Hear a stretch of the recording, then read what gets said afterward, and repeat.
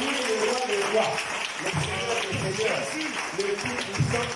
C'est le Dieu de gloire, le Dieu des miracles et des prodiges.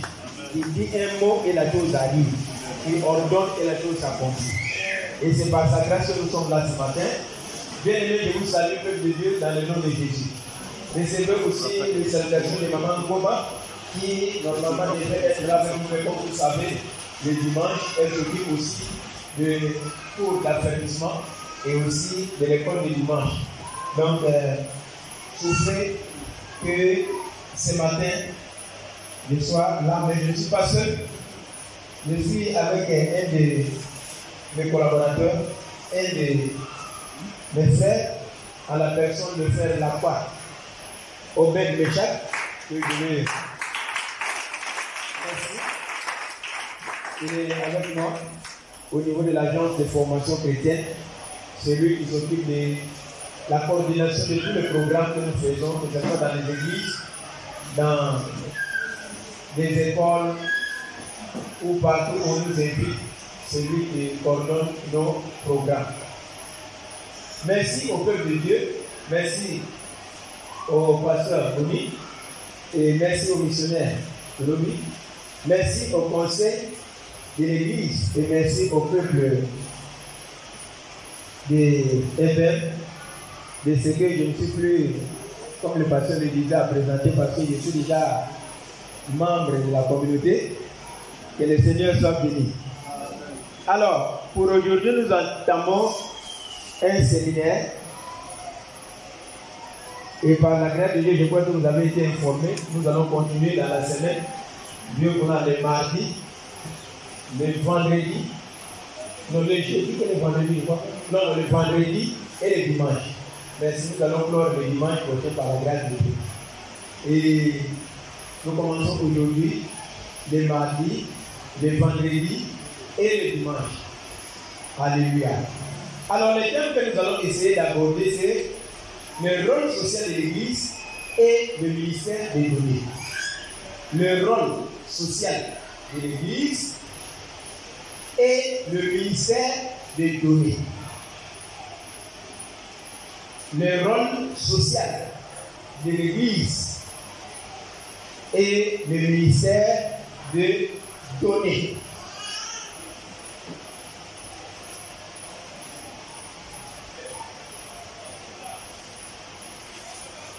Nous verrons pendant cette semaine, durant cette semaine, nous allons voir l'introduction.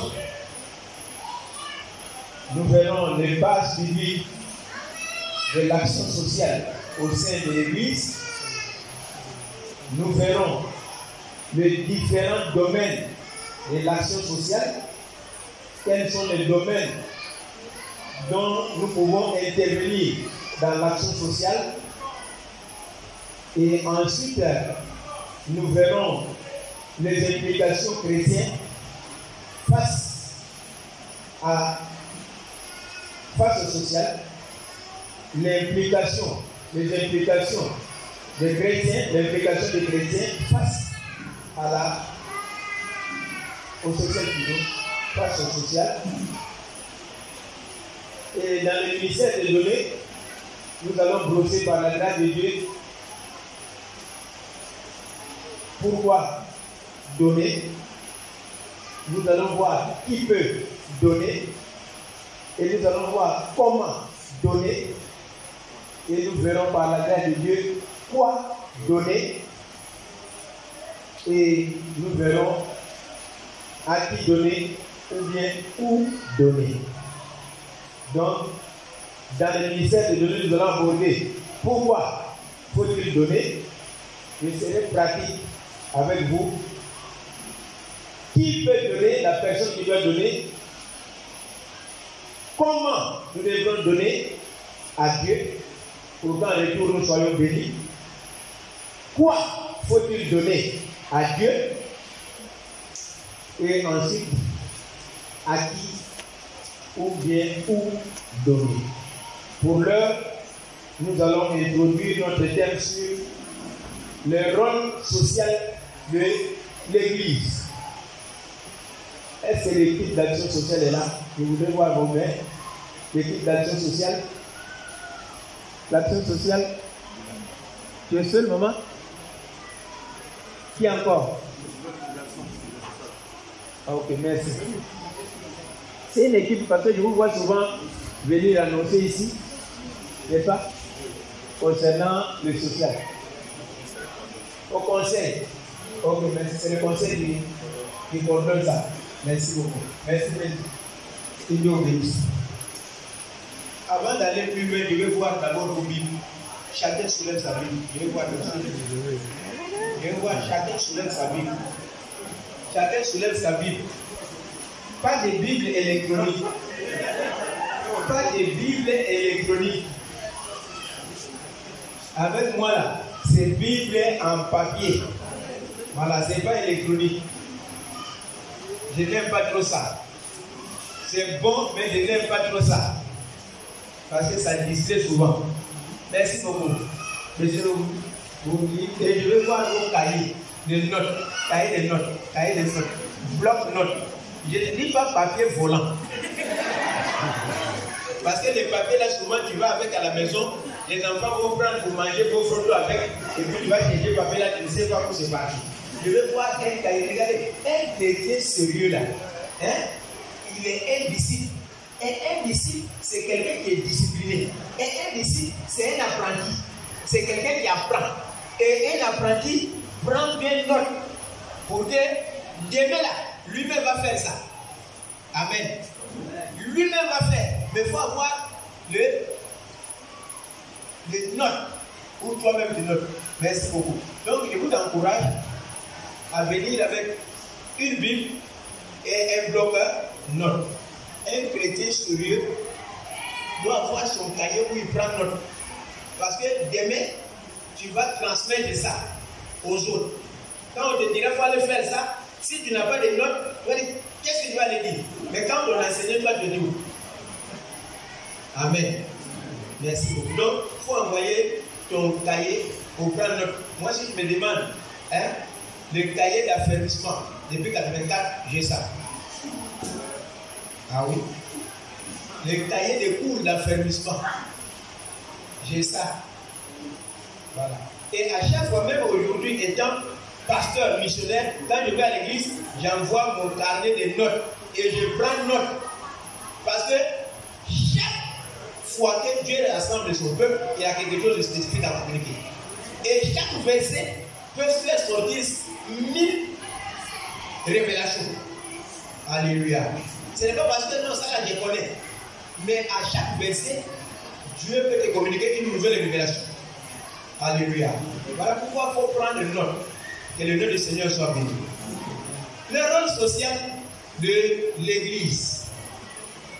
D'abord, commençons par l'introduction. C'est que c'est l'Église. C'est un rappel. Ce sont des choses que nous connaissons. Mais avant de définir ce que c'est l'Église, voyons ce que l'Église n'est pas. Première chose, l'Église n'est pas un bâtiment. Parce que beaucoup de personnes pensent qu'on a déjà traité ça même ici. Les gens pensent que c'est l'église là, c'est le temple qui est l'église. Le temple n'est pas l'église. C'est pourquoi beaucoup d'églises investissent dans les bâtiments que dans les hommes qui sont dedans. Ils mettent beaucoup d'argent dans les bâtiments. J'ai vu une église, le toit seulement, le toit fait 80 millions. Ça c'est le toit, 80 millions. Je ne suis pas contre de faire quelque chose de joli. Mais et la vie des personnes qui sont dedans? Ils vivent comment? L'église n'est pas aussi un ministère. Parce que quelqu'un se lève et puis il crée son ministère, Goma Ministry. Ce n'est pas église. Amen. L'église n'est pas aussi une mutualité. Ce n'est pas une association de pétés ou association de guerriers ou bien association de gros. Ça, ce n'est pas église. On est d'accord, non? Amen. Parce qu'il y a des églises qui sont comme ça. Ils disent que l'église, c'est pour nous. C'est pour nous. Nous qui? Nous les baoulés. J'étais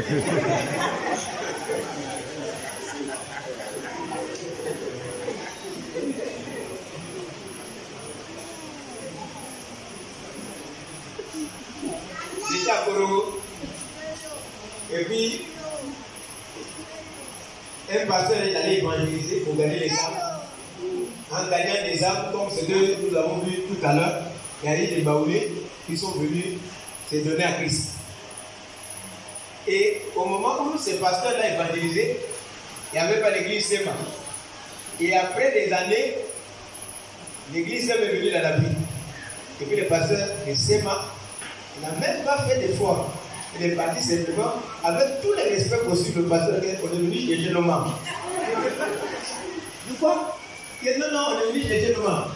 Donc tous les baoulés sortaient parce que l'église Sema est venue à Korogo. Et puis c'est vrai, tout le monde est sorti. Ils sont partis. Parce que c'est notre église. Que Dieu nous délivre de cela au nom de Jésus-Christ. Là, ce n'est pas l'église. Alors, c'est quoi l'église rapidement? L'église, c'est l'ensemble des rachetés. C'est l'ensemble de tous ceux qui ont été sauvés par le sacrifice de Jésus, par le sang de Jésus. C'est tous ceux qui ont reçu Jésus dans leur vie comme leur sauveur et leur Seigneur personnel. Ils peuvent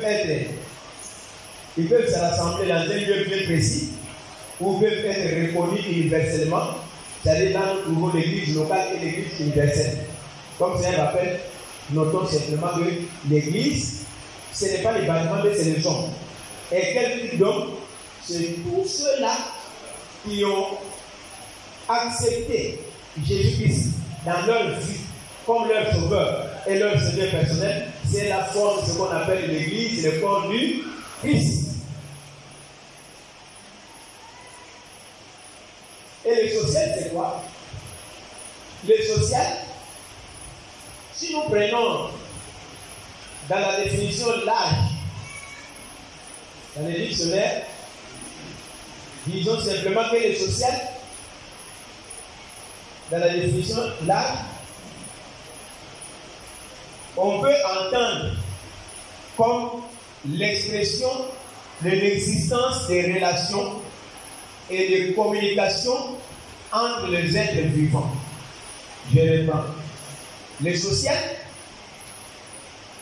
c'est tout ce qu'on peut entendre comme l'expression de l'existence des relations, l'existence des relations et de communication entre les êtres vivants. Ce qu'on appelle le social, c'est tout ce qui touche nos relations au gouvernement interpersonnel entre les personnes.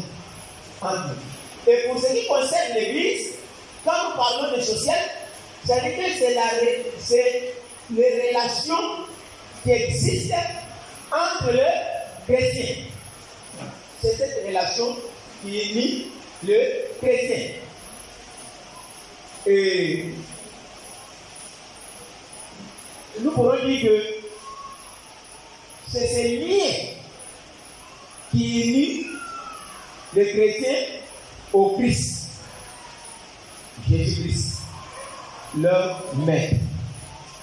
Donc, dans la définition là, la notion du social, on peut l'entendre comme l'expression de l'existence des relations et des communications entre les êtres vivants. Mais pour notre thème, nous sommes en train de parler de l'Église, c'est cette relation qui doit exister entre les chrétiens. Et vous savez, nous avons pour point commun l'œuvre et le sacrifice de Jésus-Christ. Amen. C'est qui nous dit tous, Baoulés, Bété, Congolais, Burkinabés, Béninois, toutes sortes de personnes qui peuvent se retrouver à l'église ici, la seule chose qui nous unit, c'est quoi? C'est l'œuvre de la croix. C'est ce que Jésus a fait pour nous à la croix. C'est le sacrifice de Jésus. C'est le sang de Jésus qui nous unit tous. Donc quand je vois mon frère, quand je vois ma soeur à l'église, Je ne vois pas son ethnie. Alléluia. Mais je vois qui? Jésus en lui ou en elle.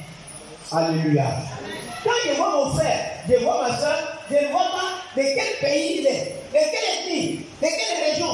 Non, non, non. Mais je vois Jésus-Christ en lui. Ça veut dire que c'est le sang de Jésus qui nous unit. Dites Amen avec moi. Amen. Si je parle ici avec autorité, étant congolais, et je suis à l'aise, parce que vous ne pouvez pas me chasser. Vous savez pourquoi? Si c'était au niveau seulement du gouvernement, vous avez le droit de me chasser. Vous êtes d'abord non? Parce qu'en réalité, je suis étranger. Mais quant à Jésus-Christ, Yako, personne ne peut me bouger parce que c'est le sang de Jésus qui nous unit. C'est à cause du sang de Jésus que j'écris ici devant vous. Alléluia. Dans ça, il n'y a pas fait d'ethnie, pays, quoi, tout ça là. C'est pourquoi la Bible dit dans Galates qu'en Jésus, il n'y a ni grec, ni juif. Ah, vous connaissez ça bien. Mais parfois, ça est dans l'église. Il ne faut pas jouer avec moi là. L'église là, c'est nous qui avons commencé ça. Et c'est pour nous. Alléluia. Il n'y a ni grec, ni juif, ni homme, ni femme. Tous, nous sommes un en Jésus-Christ. Alors, allons tout droit à la notion du social. Pour comprendre le social, nous devons aller d'abord dans l'Ancien Testament. Parce que pour bien comprendre les choses dans le Nouveau Testament, il faut aller commencer ça dans l'Ancien Testament. Amen. C'est pourquoi vous voyez que quand Jésus parlait de divorce dans Matthieu chapitre 19, il n'est pas allé loin. Il dit au commencement. Donc il est parti dans où ça a commencé. Alléluia. Donc, bien fait que l'Église ne se trouve pas, n'est pas perçue dans l'Ancien Testament, mais en prenant Israël comme assemblée de Dieu, nous pourrons déjà voir la notion de l'Église dans l'Ancien Testament. Et pour comprendre le rôle du social dans l'Ancien Testament, nous devons comprendre d'abord la compassion particulière de Dieu à l'égard des pauvres, des veuves, des orphelins, des étrangers. Alléluia. Pour comprendre, n'est-ce pas, le social dans l'Ancien Testament, nous devons comprendre la compassion de Dieu, la place que Dieu a donnée, n'est-ce pas, à qui? Aux veuves, aux orphelins, aux étrangers et aux malades. Tous ceux qui sont démunis ou bien aux pauvres. Je vais vous donner le verset et on peut aller lire ça à la maison. Deutéronome 16, le verset 9 à 17. Deutéronome 16, 9 à 17. Exode 22, 22. Pour ceux qui prennent note, Exode 22, 22. Deutéronome 10, 18. Deutéronome 10, 18. Deutéronome 10, 18. Il faut abréger, il ne faut pas écrire tout Deutéronome là, c'est long. Il faut mettre seulement DT. Tu sais déjà que c'est Deutéronome. Il faut abréger. Ok? Somme 68, le verset 6. Somme 68, le verset 6. Et Somme 146, Somme, tu mets seulement PS. Tu passes. Ça, c'est rapide. C'est pourquoi lorsqu'on était à l'école, j'ai fait un peu du commercial. J'aimais un cours, la sténographie.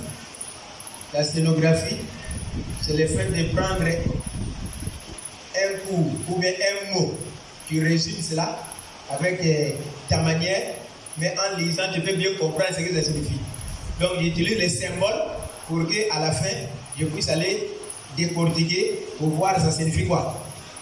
Donc, je peux prendre une dictée rapidement en utilisant la sténographie, et puis à la fin, je peux aller décortiquer qu'est-ce que j'ai écrit. Et ça, c'est très important pour ceux qui, les journalistes par exemple, pour pouvoir capter un message et puis résumer ça. C'est ce que les journalistes font. Pendant qu'un discours passe, mais à la fin, il doit résumer ça en 3 minutes ou bien en 2 minutes. Il doit prendre les points clés. Et c'est avec souvent la sténographie qu'on prend les notes pour pouvoir les décortiquer plus tard. Et c'est très important pour aller vite. Alors, pour comprendre la place du social dans l'Ancien Testament, Somme 146, le verset 9. Non, que Dieu vous bénisse. Vraiment, vous êtes bien branchés. Somme 146, le verset 9. Merci, vous êtes bien branchés.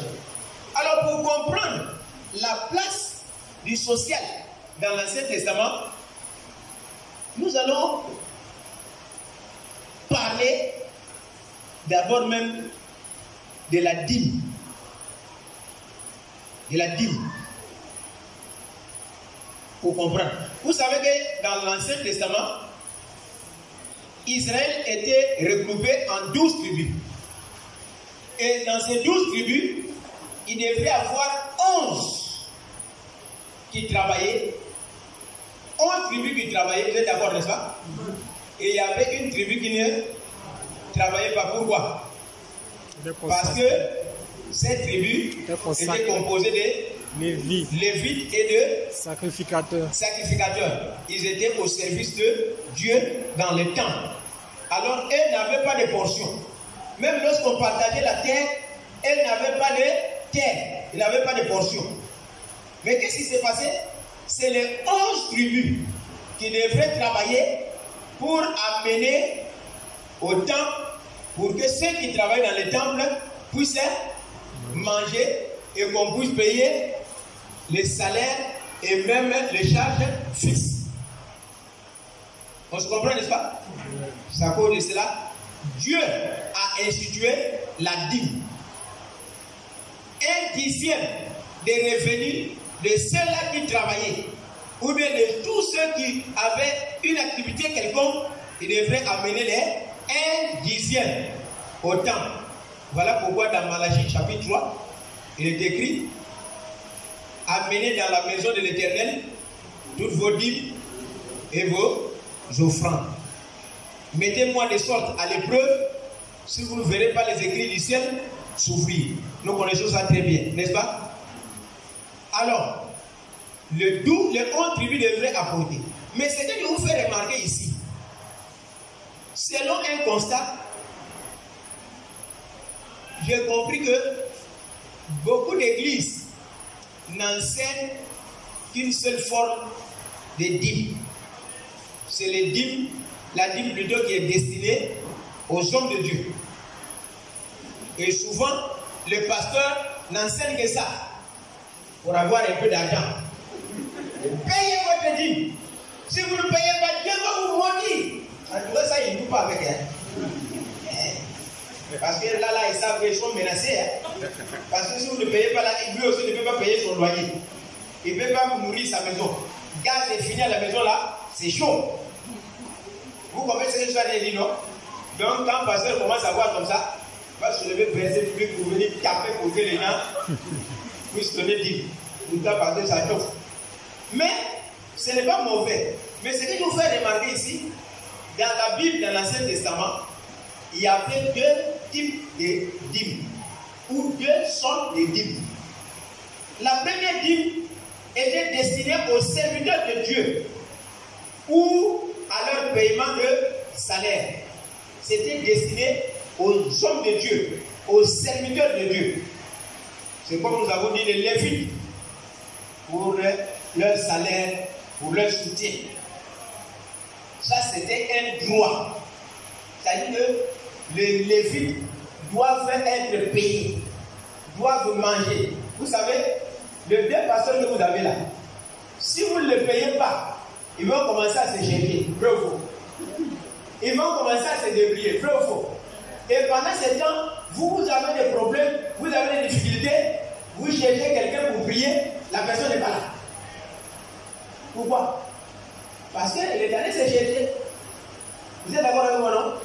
Il est allé se chercher. Vous me dites, non, le pasteur là, on ne le voit pas, il ne reste pas là. Toi, tu l'as payé. Tu as donné combien? Vous savez, ça nous fait parfois mal. Aujourd'hui, je vais parler parce que moi-même, je suis serviteur de Dieu. Et souvent, notre travail est considéré comme un service ingrat. Ça dit quoi? On prie pour les gens. Parfois même tu es béni. Vrai ou faux? On doit se dire la vérité. Pasteur, il faut prier pour moi, pour mon mariage, prier pour le travail, prier pour mon mariage, prier pour ta gagné. Le pasteur doit prendre son temps. Parfois même toi-même tu manges, le pasteur il gêne pour toi. Ah oui, c'est ce que vous ne savez pas. Je vais vous dire la vérité. Parfois là, toi tu manges, mais le pasteur, parce que tu as donné ce gêne, il gêne. À cause de toi. Et demain, Dieu te bénit. Mais quand on va te bénir, au lieu de penser à celui qui prie pour toi, qui est là, qui commence à te dire, excusez-moi, bon, si vous ne me voyez pas, c'est parce que je n'ai pas assez de temps, je voyage avec le ministre.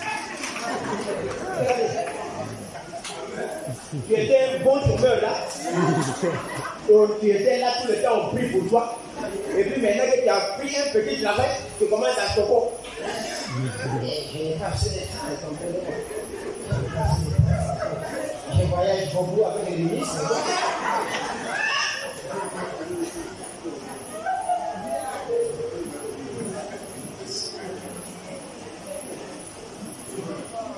Ne nous poussez pas parfois à prier, Seigneur, il faut les ramener encore ici.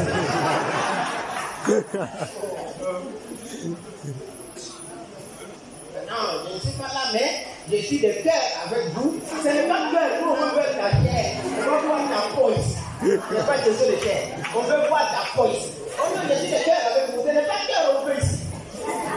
Nous on veut ta chair ici, on veut ta peau ici là. Ne nous poussez pas à prier le Seigneur. Comme il n'a plus le temps pour toi là, il faut les ramener encore ici. C'est pourquoi vous voyez que beaucoup de chrétiens là, c'est à cause de vous que les entreprises, les gens se ferment. Ou bien tombent en faillite.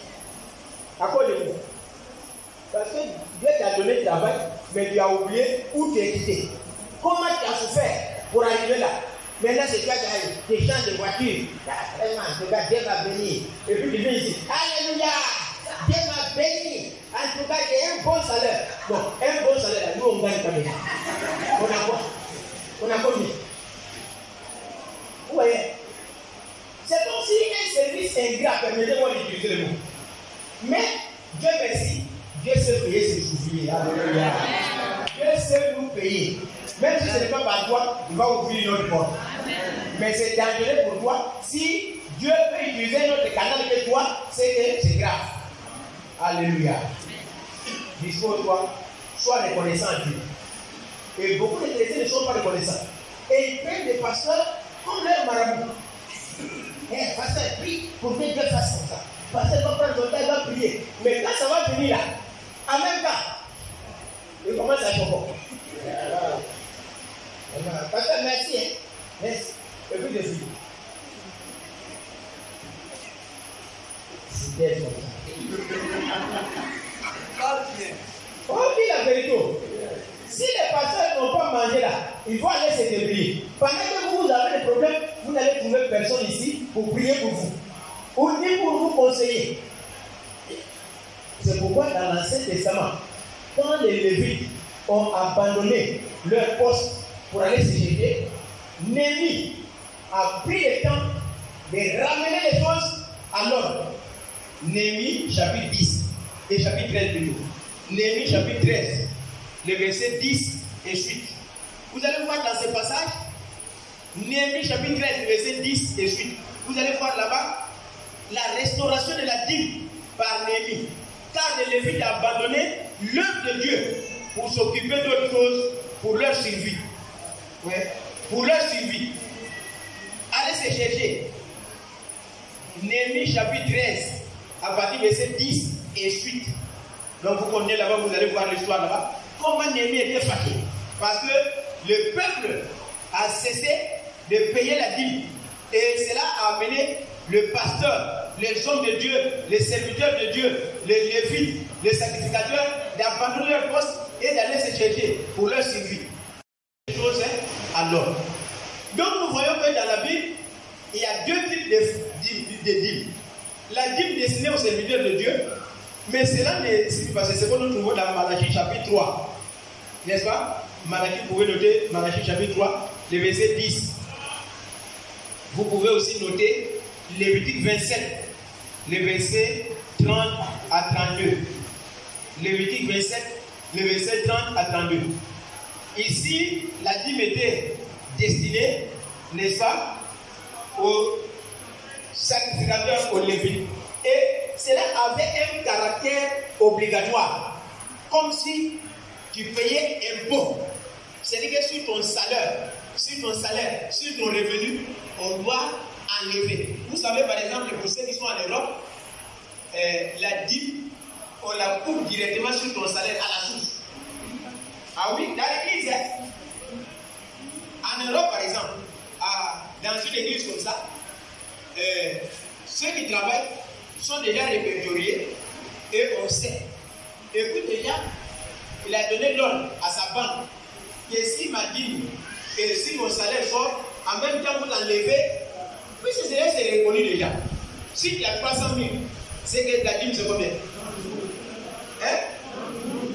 Si ta dîme et si ton salaire est 500 000, ta dîme c'est combien? Hein? Si par exemple ton salaire est 1 million, ta dîme c'est combien? Ça commence à se compliquer là-bas. Hein? Parce que pour enlever 100 000 là, pour donner là, vous voyez que c'est trop l'air. On commence à faire des calculs.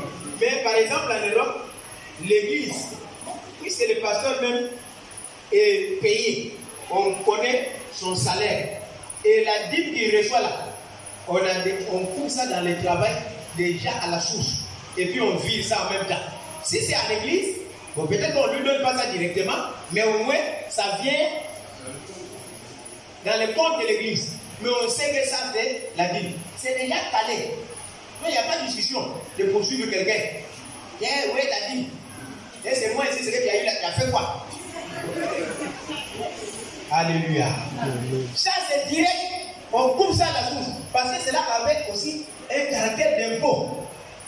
Il faut payer. Mais là n'est pas notre problème aujourd'hui. Nous partons vers le social.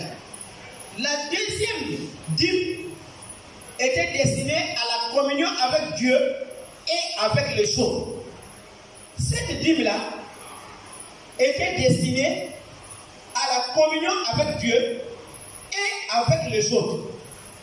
Il y avait un deuxième type de dîme qui était payé. Mais je vous signale que dans plusieurs églises, on ne parle pas de cette dîme. Pourquoi? Parce que les hommes de Dieu se sont accaparés de toute la dîme.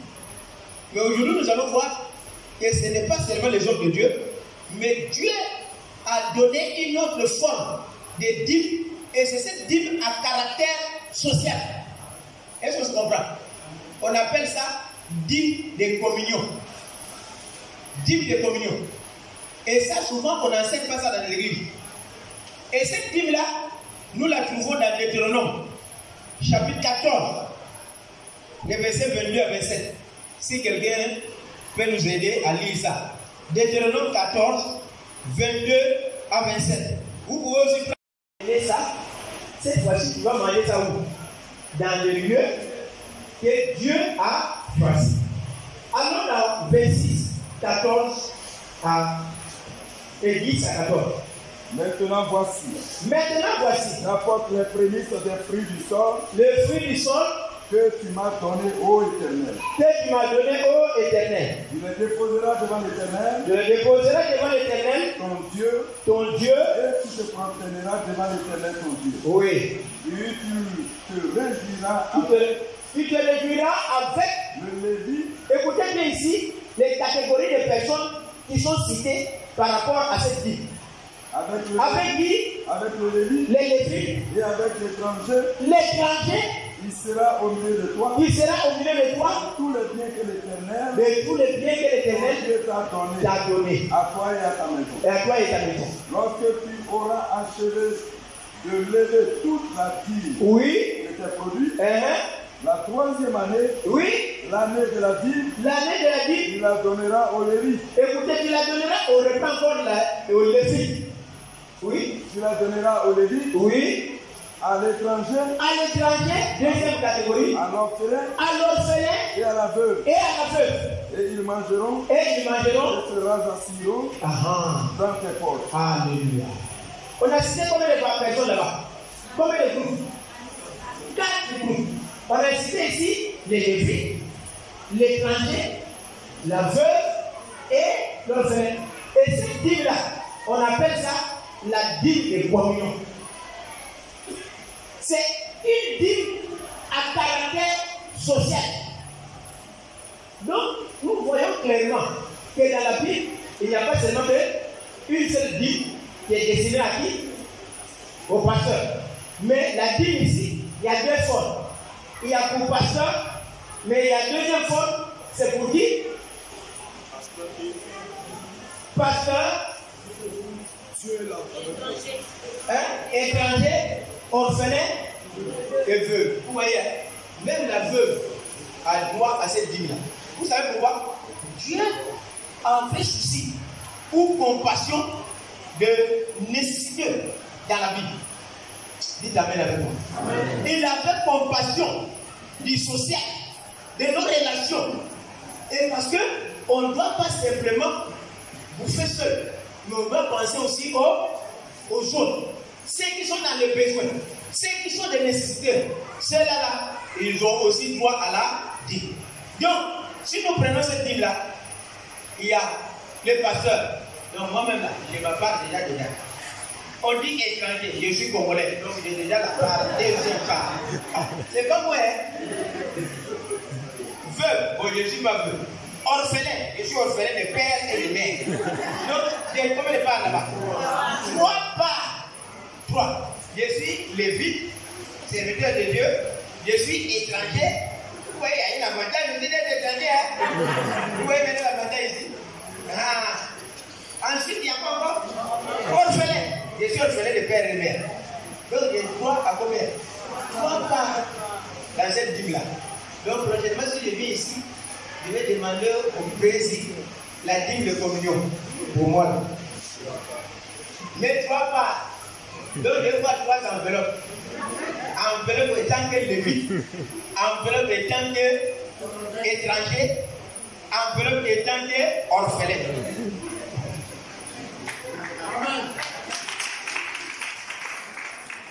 C'est clair, non? C'est clair, c'est propre, non? Et je vous disais tout à l'heure que dans nos églises, souvent, on n'enseigne pas ça. Voilà pourquoi le volet social est négligé. Mais laissez-moi vous dire, si nous partons dans le Nouveau Testament, commençons directement dans le rôle social de l'Église dans le Nouveau Testament. Le Nouveau Testament est clair. Prenons Actes des Apôtres pour comprendre le social. Dans le Nouveau Testament, nous allons prendre Actes des Apôtres chapitre 2. Actes des Apôtres, le chapitre 2, le verset 44 à 45. Pour comprendre cela bien. Acte 2, le verset 44 à 45. Pour que nous puissions bien comprendre cela. Le social dans l'église primitive.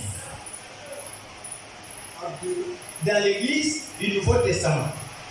Oui. Acte 2, verset 44 à 45. Oui. Tous ceux qui croyaient étaient dans le même lieu. Tous ceux qui croyaient étaient dans le même lieu. Et ils faisaient quoi? Et ils avaient tout en commun. Ils avaient tout en commun. Ils vendaient leurs propriétés. Ils vendaient leurs propriétés et leurs biens. Et leurs biens. Et ils en partageaient. Et ils en partageaient le produit entre tous. Selon les besoins de chacun. Selon les besoins de chacun. Amen. Nous voyons ici, il y a une stratégie qui a été mise en place dès le début de l'église primitive. Il y a une stratégie qui a été mise en place. Dès la création, vous savez que l'église a commencé, disons, son institution, c'est dans Actes des Apôtres chapitre 2, n'est-ce pas? Le verset 1 à 4. Pendant la Pentecôte, on est d'accord, non? C'est là que l'église a commencé. Mais remarquez bien, dès Actes des Apôtres chapitre 2, le verset 1 à 4, juste dans ce même chapitre, on parle de l'évangélisation. On parle de chrétiens qui ont été prêchés, qui ont été gagnés à Christ le même jour par Pierre, par les prédications de Pierre. Et ils étaient combien? 3000. 3000 qui ont été gagnés, plus les 120 qui étaient dans la chambre haute. Ça fait combien? 3120 personnes. Voilà la première église. Donc ça a commencé directement par ce qu'on appelle aujourd'hui méga église. C'est-à-dire de plus de 2000 déjà. En une prédication, 3000. Alléluia. Plus les 120, ça fait 3120 personnes. Mais remarquez, comment gérer les 3120 personnes s'il n'y a pas de stratégie, s'il n'y a pas de base? Ouais. Dans une église, il faut qu'il y ait des bases. Il faut qu'il y ait des stratégies de gestion du personnel. Alléluia.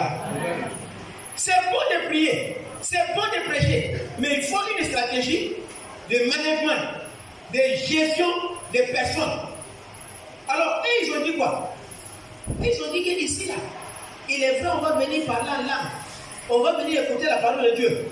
Mais, si le ventre, là, il y a quelque chose là-bas qui ne passe pas, on ne va pas bien prier. Dites Amen avec moi. On ne va pas bien louer Dieu. Vous êtes d'accord avec moi, non? Regardez, on vient ici, là. Si je vous prends ici jusqu'à 14 heures, hein? Si vous ne faites pas attention, vous allez me lapider. Pourquoi? Parce que le ventre va déjà commencer à réclamer. Ça va commencer à faire. Donc, à quel moment on va manger? À quel moment on va manger?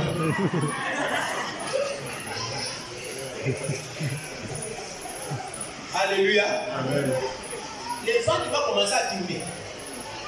Alors, là, pour qu'on soit en forme, l'église ne doit pas avoir seulement un seul pied. C'est-à-dire, seulement volet spirituel. Hein? Côté spirituel, vous êtes bien. Oh, les bonnes fire. Oh, c'est bon. Mais moi, je vous dis que si vous n'avez pas mangé là, il n'y aura pas force au Holy Ghost fire. Amen. Amen. On est d'accord, hein? Prier, jeûner. Mais si on n'a pas mangé, c'est pas là. Il y a un problème. Vous êtes d'accord avec moi, non? Vous savez, il y a beaucoup de chrétiens qui viennent de l'église, hein? Et ils ont la joie. Ils dansent. Quand on chante, ils dansent. Mais dès qu'ils franchissent le mur, vous êtes d'accord avec moi? Dès qu'ils franchissent le mur là, ils commencent à regarder. À la maison, est-ce que j'ai laissé des choses à manger? Vraiment? Comment vous allez voir que toute la joie qu'il avait ici, que vous avez communiqué par la loi là, ça commence à se refroidir. Dès qu'arrive à la maison comme ça là, c'est le feu qui va sortir. C'est le feu qui va sortir. Pourquoi? Parce qu'il y a des problèmes. On ne sait pas comment faire. On ne peut pas utiliser la politique de l'autruche. Vous savez la politique de l'autruche, c'est quoi? L'autruche voit les dangers. Au lieu de fuir ou bien de trouver solution, lui il met sa tête dans le sable. Ça c'est la politique de l'autruche. C'est-à-dire qu'il fait semblant de trouver les problèmes. Il met sa tête dans le sable pour ne pas voir le voiture qui vient. Mais ça va être déclenché. Il faut bien regarder pour s'enfuir. Alléluia. On ne doit pas se parler de face. Et les églises primitives nous ont compris que le spirituel, pour que ça soit, le côté spirituel soit fort, il faut le social. Et ils ont mis une structure en place pour dire que tous ceux qui avaient un peu, tous ceux qui avaient un peu de moyens, hein?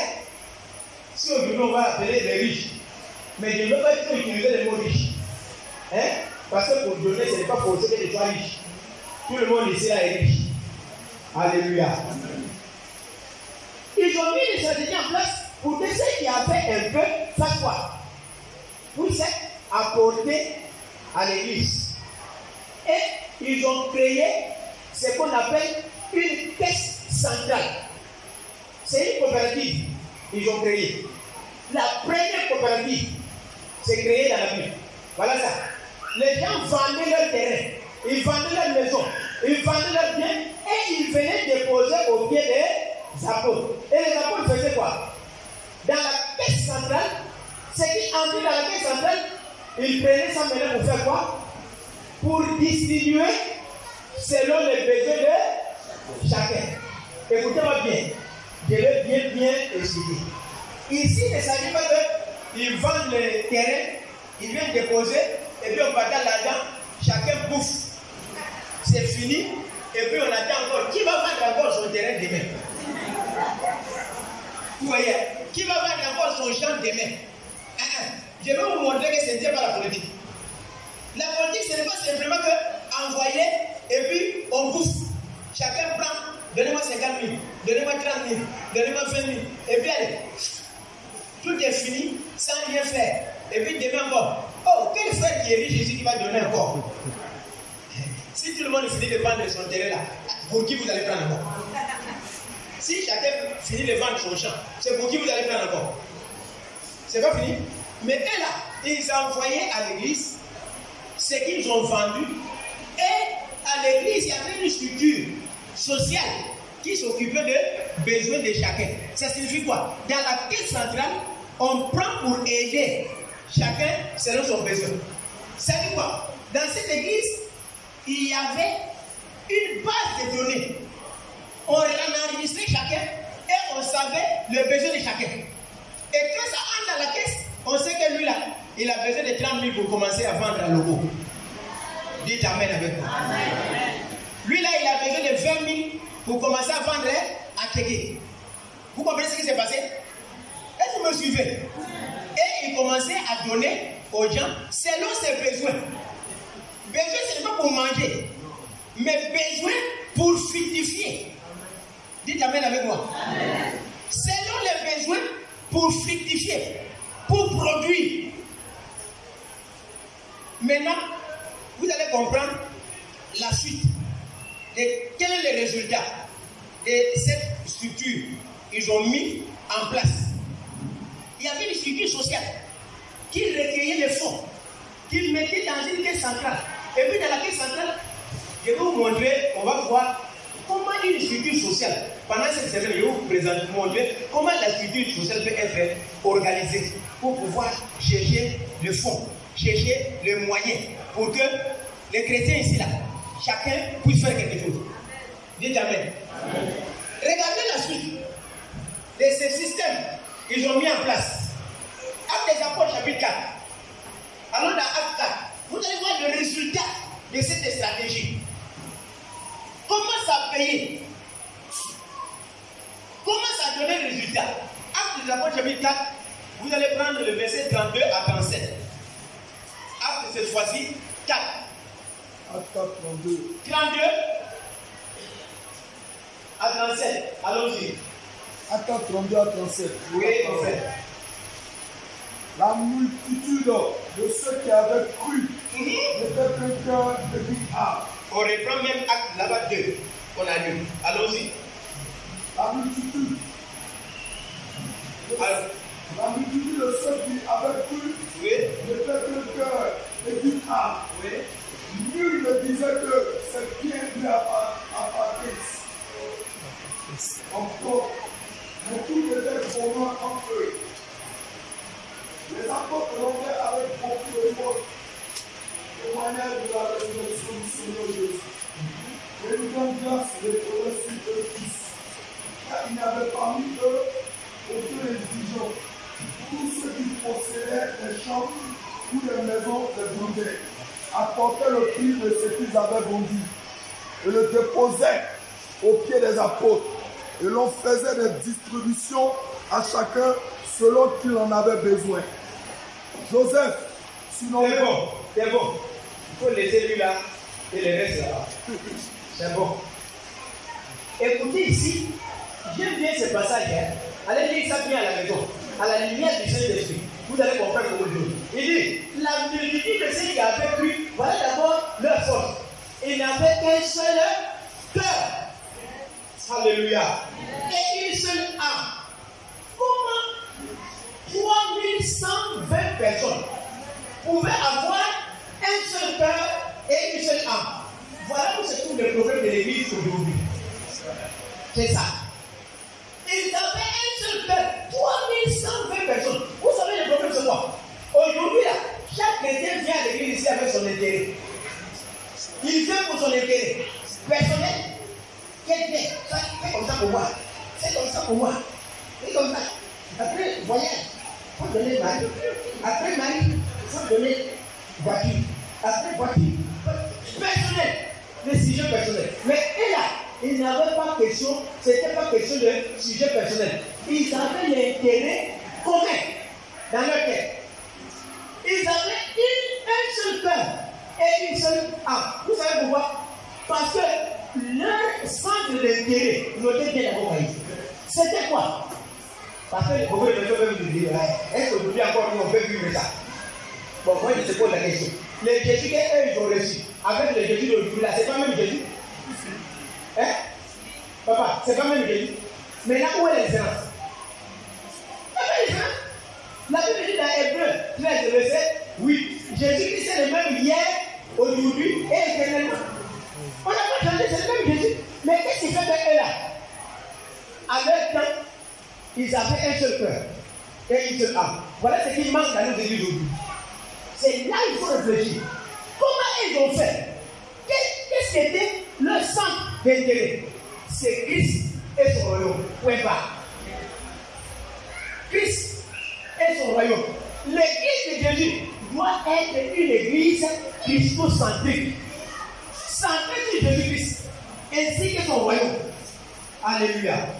Quand l'église est concentrée sur Jésus et concentrée sur son royaume, les gens deviennent unis.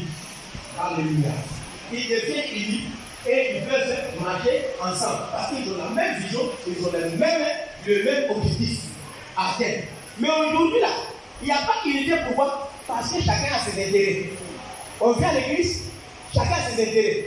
Même dans la vie qui entre dans l'église, j'ai vu dans une église, c'est si l'argent entre, venez dans la semaine, je vais vous dire beaucoup de choses. C'est ceux qui gèrent, qui se partagent l'argent là. Et puis, c'est eux ceux qui font du commerce. Ceux qui gèrent, c'est entre eux. Ils se donnent. Tiens pour toi, tiens pour toi, tiens pour toi. Et puis, les filets là, débrouillez-vous. Eux se partagent. Pardon, comme ça, ils ont l'autorité de mater les autres et de dominer les autres. Mais pour eux là, ce n'était pas comme ça. Regardez le pied là-bas. Si vous suivez, la Bible dit que quand ils ont fait ça, il n'y avait parmi eux aucun. Je n'aime pas trop le mot indigent. Merci beaucoup. Il n'y avait parmi eux aucun pauvre. Ça dit quoi? La pauvreté, c'est quoi? Qu'est-ce qu'un pauvre? Écoutez-moi bien. Qu'est-ce qu'un pauvre? Un pauvre. Hein? Écoutez. Un pauvre, ce n'est pas celui qui manque l'argent. Un pauvre, c'est celui qui n'a pas le minimum pour survivre. C'est quoi? Celui qui n'a pas qui ne peut pas répondre aux besoins élémentaires ou aux besoins fondamentaux. C'est-à-dire, il ne peut pas se nourrir, il ne peut pas se loger. Vous êtes d'accord avec moi, non? C'est celui-là qui ne peut pas couvrir ses besoins. On appelle ça les besoins compressifs. Hein? C'est-à-dire que ce sont les besoins qui doivent pourvivre, qui a besoin de ça. Qui a besoin de la santé. Profond. Si tu es malade, tu dois aller à l'hôpital. Éducation. Tu dois aller à l'école. On a prié pour nos enfants. Mais si tu n'arrives pas à manger, à te loger, à t'éduquer, à aller à l'hôpital, tu es déjà dans le lot des pauvres. Vous êtes d'accord avec moi? Mais remarquez là-bas qu'à ce niveau, côté besoins élémentaires, ils ont bouclé avec. Vous comprenez? C'est que tous ceux qui venaient à l'église là, chacun à mesure de se prendre en charge. Amen. Alléluia. Financièrement et matériellement. Alléluia. Mais aujourd'hui, dans nos églises, la question est celle-ci. Tous ceux qui viennent à l'église, ils ont des moyens pour se prendre en charge. Est-ce qu'ils ont des moyens de payer le loyer? Est-ce qu'ils ont les moyens de se donner le privilège de bien manger 3 fois par jour? Il y a d'autres, même là, si la manger là, c'est un coup KO, pas. On appelle ça mort subite. C'est-à-dire que si pendant on a préparé la maison, toi qui as raté, qui étais à l'église, tu viens comme ça, on a lavé les assiettes et tout est fini, comme si rien n'était même. Comme si rien n'était. On a fini, toi tu n'es pas là. Tu viens comme ça, tu vas voir les assiettes bien lavées. Tu vas te poser, tu dis, ah, mais il y a quoi? On n'a pas préparé. Non, on a fini les gars. Quand tu n'étais pas là, tu étais à l'église. Alléluia. Et là, ils ont bouclé ça. C'est-à-dire que dans l'église primitive, il n'y avait aucun pauvre. C'est-à-dire concernant, regardez, ils avaient les 2 pieds sur terre. Volet spirituel, ils étaient bien posés. Volet social, ils étaient bien posés. Et les résultats, allons lire le verset 33. J'aime bien ce passage-là. Je vais terminer. Mais regardez bien, aujourd'hui je suis introduit, mettre-le dans vos bouches, mais je vous attends mardi. Le problème que j'ai contre cette église, c'est que les dimanches vous remplissez. Mais dans la semaine là, vous ne venez pas. Écoutez, si vous ne venez pas là, ne m'invitez plus. Parce que j'ai beaucoup de choses à faire, pasteur, je vous dis ça. J'ai beaucoup de choses. Où je suis ici là, j'ai séminaire dans la semaine à Lubugo, Faya, et le pasteur Franck.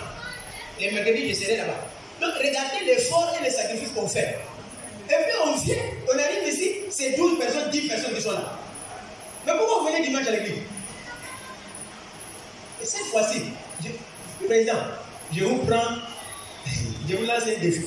Si je viens ici mardi et que vous n'avez pas rempli la salle comme ça, là, je démarre ma voiture, je retourne à la famille. Parce que ça, c'est la foutaise. C'est la foutaise. Dimanche, vous remplissez les cultes et dans la semaine, vous ne pouvez pas venir. Et puis, on se met à prier pour vous, à préparer tout ce qu'il faut pour vous et vous ne venez pas. On va les donner ça ailleurs. Je vous dis bien. Voilà. On va les donner ça où ils sont dispo. C'est ça que je compte de vous ici. Dimanche, vous êtes plein. Quelle est la différence entre vous et catholique? Avec païen. Un bon païen, même c'est que dimanche, il va aller à l'église. Ou bien? Il faut laisser ça, pardon. Ici, là, mardi, je vous vois, avant de prêcher, là, je vous vois d'abord comme ça, plein. Qui est déjà compté aujourd'hui combien de personnes sont là? Mardi, là, mon frère, mardi, c'est toi qui veux prendre pour 2. Si toi-même aussi, tu ne viens pas, tu seras sanctionné aussi. Voilà. Parce que le problème aussi, c'est ça. Vous-même qui êtes responsable, vous ne venez pas là. Vous pensez que c'est vous seul qui êtes occupé? Et nous, on n'a rien à faire.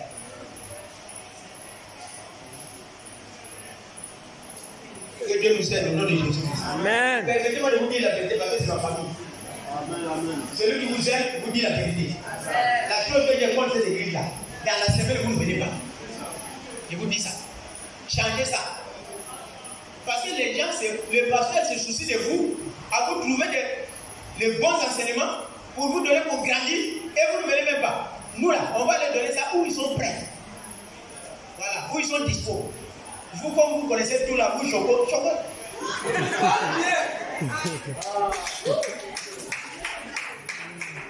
Alors, écoutez bien. Pour comprendre le code social de l'église et son impact dans la vie de la première communauté. Il dit, le verset 30, il y a fait, écoutez bien 33, j'aime bien ce passage, il dit, les apôtres rendaient avec beaucoup de force témoignage de la résurrection du Seigneur Jésus-Christ et une grande grâce reposait sur eux tous, sans exception. Alléluia. Écoutez bien, il y a 2 choses dans ce passage. On dit d'abord, les apôtres rendaient témoignage de Jésus-Christ. Avec quoi? Comment? Avec force. C'est-à-dire qu'ils évangélisaient avec force. Mais d'où venait cette force? Cette force ne venait pas seulement de l'onction. Je vous dis ça. Ça ne venait pas seulement de l'onction. Mais si vous lisez le verset du 34, on a montré pourquoi il évangélisait avec force. La Bible dit car. Quand on dit déjà car, c'est la conséquence de ce qui vient d'être dit devant. Il dit car, il faut lire ma soeur. Car, il faut les faire même si tu n'as pas mangé partout. Allons-y, allons, je te prends le micro. Car. Ah, tu vas pas dire, tu as besoin de lunettes fortes. On va mettre la bouche. Il n'y avait pas eu aucun exigeant. Vous voyez, pourquoi il rendait témoignage que Jésus avait force? Ce n'est pas parce qu'ils avaient beaucoup d'onction, mais parce qu'il n'y avait plus. C'est-à-dire qu'ils étaient quoi? Ils étaient soudés. Ah, coup de frère. Les derrière étaient soudés. Ils rendaient témoignage de Jésus avec force. Pas seulement pour l'onction, mais leur derrière était soudé.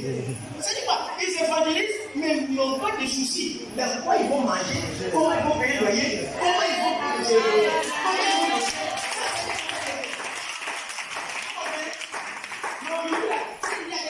On va les évangéliser. Lui, il a dit là-bas, vous allez les prendre, ils vont les comme ça pour aller évangéliser. Les soirs, il est évangélisé. Allez-y, vous partez à l'évangélisation. Vous allez prendre mon temps comme ça, au lieu d'aller chez eux, qu'est-ce que je vais manger à la maison? Puis vous me dites, non, évangéliser. Vous voyez? Et quand on dit évangélisation, est-ce que ça va? Pourquoi? Parce qu'il n'y avait pas de problème social. Manger, ce n'est pas leur affaire. Ils étaient stables. Bien aimé, il est possible de vivre ça. Il est possible. Et venez, je vous donne les témoignages. Je ne prêche pas ce que je ne dis pas. Mais fallait que vous envoyez les images ici pour voir ce que nous faisons. Comment nous occupons des veuves, des orphelins, des serviteurs en bouche. Comment on s'occupe de l'assainissement. Comment on donne des brouettes dans les bois pour faire des actions sociales. Et je vais vous montrer ça. Je ne prêche pas ce que je ne dis pas. Alléluia. Je suis dans une petite église de 60 personnes. C'est une petite église qu'on a commencé il y a 1 an. Mais demandez à ceux-là, ils sont venus nous aider dans l'évangélisation. La seule personne a fait action de grâce. Dans le donner. Petite église, 6 millions. Ils ont donné. Petite église. Action de grâce, 6 millions. Passe, propre. Et puis dans l'église, aujourd'hui on a bouclé parce qu'on a mis un fonds d'entrepreneuriat. Et puis, ceux qui sont dans l'église là, on les a sélectionnés tous. On sait qu'est-ce que chacun fait et quel est son besoin. Et on a commencé à les installer. Après une formation, installer tout le monde. Il y a des ceux qui vendent à logo. Il y a des ceux qui vendent quoi? Gamba. Et on est en train de créer, vers le gilet de crocodile, on a un gilet engrais. On a trouvé un coin, je vous donne déjà. Donc, on a trouvé un coin où on peut mettre un petit marché. Là-bas, dans un petit globo. On va mettre un petit marché. Mais le petit marché là, sera géré par nos fidèles. C'est eux qui vont vendre. Ils sont là-bas. Alléluia. Et puis dans ça là, dis-moi, il faut payer 10 de pain. Dis-moi, il faut payer 10 de pain. Quand tu vas aller dans le combat, non, pas de pourquoi? Parce qu'il y a un lieu. On ne peut donner que ce qu'on a. C'est en fait au cœur de l'Église. Donnez. Si les chrétiens n'ont pas, ils ne peuvent pas donner. Alors la première des choses à faire, c'est de trouver des stratégies pour que les chrétiens aient de l'argent.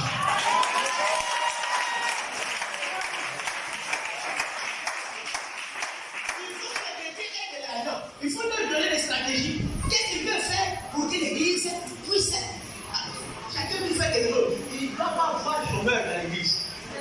Si, écoutez, tout à l'heure le pasteur disait que les gens ont des grands diplômes, mais ils ne peuvent pas travailler. S'ils ne peuvent pas travailler, l'Église peut leur donner du travail. L'Église peut leur donner de petits travail, entrepreneuriat. Ils peuvent entreprendre. Comme nous sommes la petite église qui vous dit, on a commencé à soutenir. Et puis, si tu les vois venir au culte, avec du sel. Vous comprenez ça? Ils viennent avec du sel. Parce qu'ils ont un peu. On les a formés, on a mis un fonds d'entrepreneuriat. Pas parce qu'on a beaucoup d'argent. Mais aujourd'hui, là, si les chrétiens ont, et il y a un besoin, si tu lances l'appel, Il y a un qui va s'élever, le pasteur. La fois passée, il a lancé l'appel. Le voleur est venu chez nous. Il est entré par la fenêtre et il a pris le vidéoprojecteur avec un micro baladeur. Et il est parti. Le dimanche, j'étais en train de prêcher, j'ai pris le micro. J'ai lancé l'appel. Le petit voleur est venu ici. Et il a volé vidéoprojecteur et puis micro baladeur. Il est parti avec parce que c'était dans le bureau. J'ai lancé l'appel. Qui ici là peut trouver l'argent pour remplacer ça? J'ai fini de prêcher. À la fin du culte, j'ai donné les montants. J'ai dit vidéoprojecteur Epson c'est 350 000. Et puis micro baladeur ça là, 150 000. Le tout fait combien? 500. J'ai fini de prêcher. J'ai lancé l'appel et puis je suis parti. Le même soir, la trésorière m'a appelé que, pasteur, il y a un frère qui a donné déjà les 500 000 là. Un seul. Il a déjà donné les 500 pour payer le micro et payer le vidéoprojecteur. J'ai dit, ok, prenez ça, donnez à la personne qui s'occupe de Sono. Les mardis, je vais voir ça à l'affermissement. Parce que donner l'argent, c'est une chose. Mais parfois, on ne voit pas ce que ça doit faire. Ça aussi, c'est une autre chose. Voilà. Venez dans la semaine voir plus. Amen. Amen. Un autre jour, j'étais comme ça. Vous savez, souvent quand vous déplacez les matos, comme ça dans l'évangélisation, ça se garde vite. Je ne vous conseille même pas de sortir avec pour aller faire l'évangélisation. Ça se garde vite quand on déplace le matériel. Alors j'ai dit, on a besoin d'une caisse de sono. Avec les pieds, une caisse autonome qu'on peut mettre sans courant et à sa batterie incorporée et 10 heures du temps. Alors, j'ai besoin de cette caisse. On m'a posé la question, pasteur, ça coûte combien? Moi, avant de venir parler à l'église, j'ai déjà pris le prix. Je suis déjà parti à crédit. J'ai pris le prix. J'ai dit 150 000. Le même jour, un frère l'a fait Orange Money dans la caisse de l'église, chez la trésorière. On m'a appelé encore. Ciao, quel pasteur? Ton message là, c'est venu. Il y a quoi? Et non, il y a déjà les 150 de boucliers, il ne faut plus parler de ça. Vous comprenez? Quand les chrétiens ont, c'est facile à donner pour l'œuvre de Dieu. Mais si les chrétiens n'ont pas, ils vont tout le temps. Hé, donnez. Si vous ne donnez pas, Dieu va vous mourir. Il ne va pas mourir quelque part.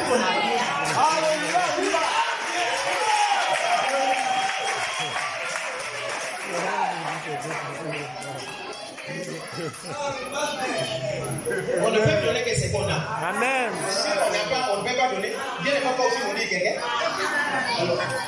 Alléluia. Venez dans la semaine mardi. Venez tôt. On commence à 18h30 et je prends le micro à 19h00. Ça, je vous dis ça. 19h00, je prends le micro. Voilà, débrouillez-vous. Si Alassane disait que venez me voir mardi à 19h, là, tu seras ici à 15h. Regarde, vous avez de la tapa.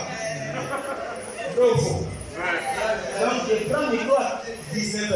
Et le fidèle là, vous qui parlez de là, il n'y a pas amour dans lui. Venez pendant la semaine apprendre. Ça aussi, c'est votre part. Nous, on fait notre part, vous aussi faites votre part. Mais si on fait les deux, vous n'êtes pas là. Bien, c'est toi qui n'étais pas là. Ceux qui ne sont pas là qui partent. Et puis là, il n'y a pas amour. Ils ne m'ont pas dit qu'ils est venu à l'enseignement. Amen. Que Dieu bénisse sa parole.